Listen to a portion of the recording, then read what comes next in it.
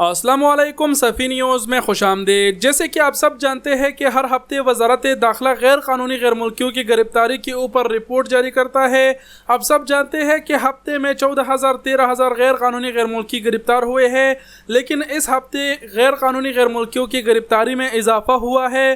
وزارت داخلہ نے آج ہی رپورٹ جاری کیا ہے جس میں کہا گیا ہے کہ اس ہفتے 15,050 غیر قانونی غیر ملکی گرفتار ہوئے ہیں۔ رپورٹ میں سعودی وزارت داخلہ کا کہنا ہے کہ 15,050 میں 9,028 ایسے افراد گرفتار ہوئے ہیں جنہوں نے نظام الاقامہ کی خلاف ورزی کی تھی، اور 4,092 ایسے افراد گرفتار ہوئے ہیں جنہوں نے نظام الحدود کی خلاف ورزی کی ہے۔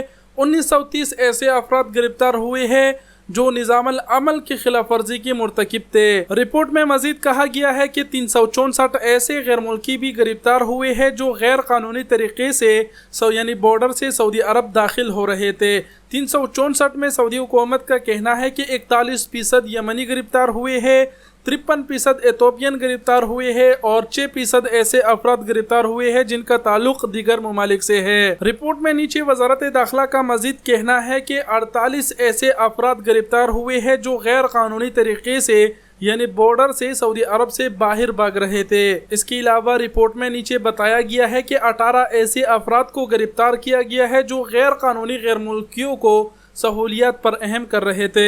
رپورٹ کے آخر میں آپ دیکھ سکتے ہیں کہ اس ہفتے سعودی وزارت داخلہ کا کہنا ہے کہ 12,810 غیر قانونی غیر ملکیوں کو ترحیل کر دیا گیا ہے یعنی ڈپورٹ کر دیا گیا ہے۔ اب ظاہر سی بات ہے اگر ڈپورٹ ہوئے ہیں تو نئے قانون کے مطابق وہ عمر بھر کے لیے بلیک لسٹ ہو جائیں گے، مستقبل میں وہ کبھی بھی ورک ویزے پر سعودی عرب نہیں جا سکے گا۔ اسی لیے ضروری ہے اگر آپ بھی غیر قانونی ہیں تو خود کو قانونی بنائے، اپنے پیپر کلیئر کریں، اور سعودی عرب سے اگر آپ جاتے ہیں تو قانونی طریقے سے یعنی خروج نہائی لگا کر ہی جائیے تاکہ مستقبل میں اگر آپ دوبارہ چاہے تو سعودی عرب جا سکے۔ تو یہ تھی سعودی وزارت داخلہ کی جانب سے اس ہفتے کی رپورٹ۔ ویڈیو دیکھنے کا بہت شکریہ، اپنا بہت سارا خیال رکھیے گا۔ اللہ حافظ۔